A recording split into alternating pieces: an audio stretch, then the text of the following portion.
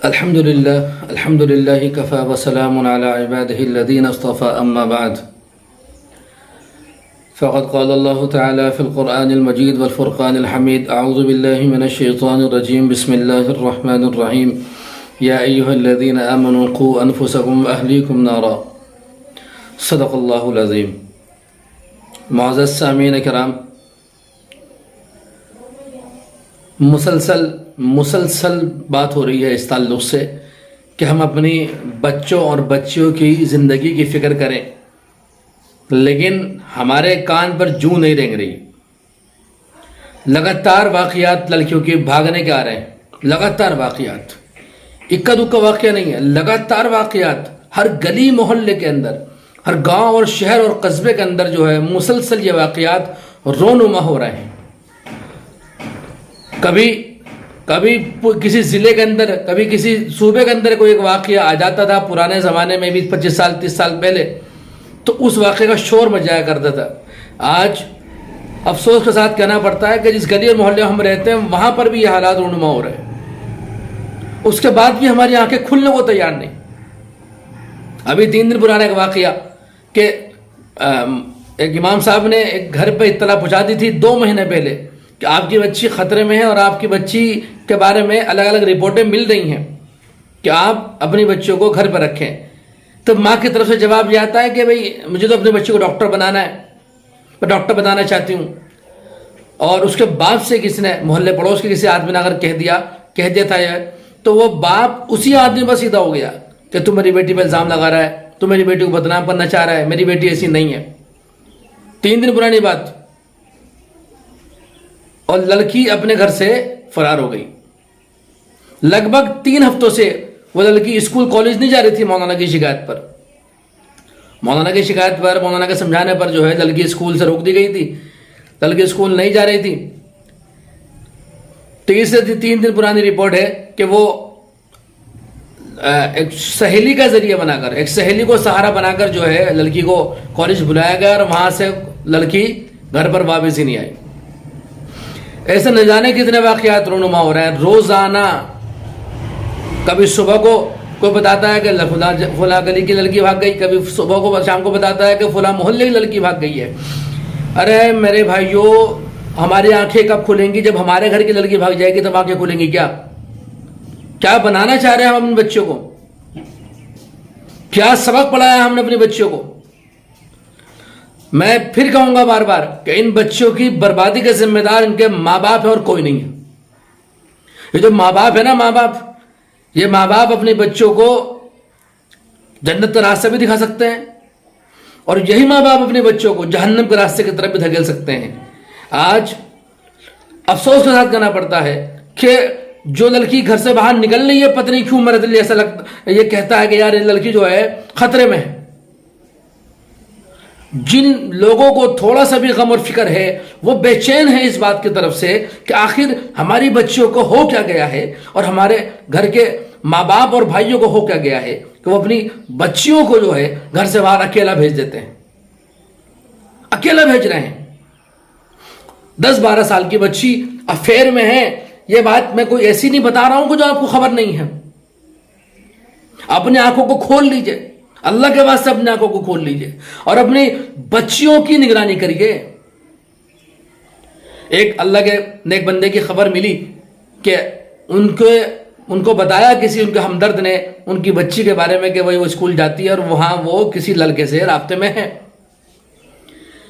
تو انہوں نے یہ بات سن کر اس آدمی کا احسان مانا کہ بھائی تم نے مجھے اپنی بچی کے بارے میں صحیح خبر دی، اللہ تمہیں جزائے خیر دے۔ انہوں نے تحقیق کری تو وہ بات سچ ثابت ہوئی، اور اپنی بچی کا بیگ اٹھا کر مچان پہ ڈالا، موبائل اسے چھین لیا اور گھر پر اسے روک لیا۔ بڑے بڑے علماء کرام یہ بات کہہ رہے ہیں، مسلسل کہہ رہے ہیں۔ مولانا سجاد نعمانی صاحب ہیں، مولانا سلمان صاحب بجنوری مدثر اللہ علی ہیں، کس کا میں نام لوں؟ ہر بڑا عالم بار بار یہ سمجھا رہا ہے کہ ایسی پڑھائی سے ہماری بچیوں کا جاہل رہنا بہتر ہے، جاہل رہنا بہتر ہے، کہ جس کی وجہ سے کم اس کی عزت تو محفوظ ہے، جس کی وجہ سے اس کا جسم تو محفوظ ہے، اس کی پہچان تو محفوظ ہے، جس کی وجہ سے اس کی آخرت تو محفوظ ہے۔ ایسی جہالت ہمیں پیاری ہے اور ایسی پڑھائی سے ہم توبہ کرتے ہیں کہ جو پڑھائی ہماری بچیوں کی نسلوں کو برباد کر دے، جو پڑھائی ہماری بچیوں کی عزتوں کے ساتھ کھلواڑ کروا دے، وہ پڑھائی جو ہماری بچیوں کی آخرت کو برباد کر دے اور ان کے ایمان کو نیست و نابود کر دے، ایسی پڑھائی سے ہزار جگہ بہتر ہے جہالت جاہل لے جانا، ہزار جگہ بہتر ہے جاہل لے جانا۔ کیوں ہمارے سمجھ میں نہیں آ رہی بات؟ جو ماں باپ بچوں کو اسکول پڑھانے بھیج رہے ہیں وہ کیوں سوتے رہتے ہیں بستر پہ پڑے ہوئے؟ باپ بستر پہ پڑا سو رہا ہے، بھائی بستر پہ پڑا ہوا سو رہا ہے، اسے پرواہ نہیں اس بات کی کہ میں نے اپنی ایک معصوم سی پھول سے بچے کو گھر سے باہر اکیلا بھیج دیا ہے۔ بڑے بڑے موبائل ان کے ہاتھوں میں کیوں ہیں؟ اسکول میں وہ پڑھنے جا رہی ہیں یا موبائل پہ باتیں کرنے جا رہی ہیں؟ کوئی جواب دے پائے گا اس بات کا؟ کیا ان ماں باپ کے پاس جواب ہے کہ جن کی بچیاں گھر سے باہر نکل کر اپنے ہاتھ میں بڑا بڑا موبائل دکھاتی ہوئی لے کے جاتی ہیں؟ کیا جواب ہے ان بچوں کے پاس کہ تم نے اپنا موبائل اپنے ہاتھوں میں کیوں پکڑ رکھا ہے؟ ابھی لگ بھگ ایک ہفتہ پرانی ایک واقعہ آیا سامنے کہ ایک فیملی ٹرین میں سفر کر رہی ہے، ٹرین کے اندر اسٹاپ پہ گاڑی رکتی ہے اور وہاں پر ایک لڑکا چلتا ہے، وہ لڑکا اس لڑکی کے پاس جا کر بیٹھتا ہے اور بیٹھتے ہی باتیں شروع ہو جاتی ہیں۔ میری عقل حیران ہے کہ آخر ہماری لڑکیوں کو کیا ہو گیا ہے کہ وہ کسی بھی غیر مرد سے اتنی فرینک ہو کر کیسے بات کر سکتی ہے؟ بھائی کوئی بھی لڑکا ایک ہی ملاقات میں، سفر کی ملاقات میں ان کا نمبر کیسے لے سکتا ہے؟ اس لڑکی کا تماشا بنا کہ اس لڑکی نے لڑکے کو بٹھایا، لڑکا برابر میں بیٹھا بات کر رہا ہے اور دونوں نے ایک دوسرے کے موبائل لے کر نمبر چینج کر لیے۔ لڑکے نے لڑکی سے موبائل مانگا تو لڑکی نہ جھجکی ذرا سی، نہ اسے احساس ہوا کہ مجھے موبائل نہیں دینا چاہیے، اس نے فوراً موبائل دے دیا۔ اس نے لڑکے سے موبائل لے لیا، وہی نمبر ایکسچینج کر لیے دونوں کے دونوں نے ٹرین کے اندر۔ ارے بھائی کسی لڑکے کو مہینوں لگ گئے ہوں، سالوں لگ گئے ہوں کسی لڑکی کو اپنی طرح متاثر کرنے کے لیے، ایسا کوئی واقعہ سامنے نہیں آ رہا ہے کہ ہاتھوں ہاتھ چلتے پھرتے بسوں کے اندر، ٹرینوں کے اندر جہاں جو چاہ رہا ہے وہ ہماری بچی کی طرف اشارہ کرتا ہے اور ہماری بچی لبک کر اس اشارے پر جواب دے دیتی ہے۔ میرے بھائیوں، جس غفلت میں ہم نے آنکھیں بند کر رکھی ہیں، اگر وہ آنکھیں ہم نے وقت پر نہیں کھولی تو اللہ معاف کرے کہ اتنے خطرناک دن ہم لوگوں کو دیکھنے پڑ سکتے ہیں جس کے بارے میں ہم نے سوچا بھی نہیں ہے۔ نسلیں ہماری ویران ہو جائیں گی اور ہمیں پتہ کب چلے گا؟ جب ہم اپنی بچی سے پوچھیں گے کہ جب ہم ماں اپنی بچی سے یہ بات کہے گی نا کہ بھائی تمہیں دیکھنے کے لڑکے والے آ رہے ہیں، تو وہ کہے گی کہ میں نے تو لڑکا پسند کر لیا، تمہیں لڑکے والے بتانے کی ضرورت نہیں ہے۔ کتنے واقعے ایسے ہیں کہ رشتے ہونے کے بعد لڑکیاں گھر سے بھاگ گئی، شادی سے پہلے لڑکیاں گھر سے بھاگ گئی۔ وہ تو ناسمجھ ہیں، وہ تو الو کی پٹھی ہیں، ان کے پاس تو عقل نہیں ہے، وہ سمجھ نہیں پا رہی ہیں کہ جس کو ہم اپنا پورا کا پورا آپا سونپ رہے ہیں اس کا مقصد صرف اور صرف ہمارے جسم سے اپنی خواہشات پوری کرنا اور کچھ نہیں، کوئی فیلنگ نام کی چیز نہیں ہے۔ کس غلط فہمی میں جی رہے ہیں ہم لوگ؟ میرے بھائیوں، میرے ماں باپ، یہ بے غیرت ماں باپ سن لیں کہ جو اپنی بچوں کو اکیلے گھر سے باہر بھیجتے ہیں، وہ سن لیں وہ بے غیرت ماں باپ ہیں، وہ بے شرم ماں باپ ہیں، وہ بے حیا ماں باپ ہیں کہ جنہوں نے اپنی بچوں کو اکیلے گھر سے باہر بھیج رکھا ہے اور ان کی تربیت نہیں کر رکھی ہے۔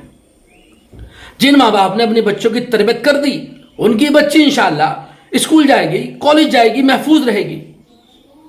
جن ماں باپ نے اپنی بچوں کی تربیت نہیں کری ہے، وہ اپنی بچوں کی فکر کر لیں، یہ باتیں نہ کریں کہ مجھے اپنی بچی پہ پورا بھروسہ ہے۔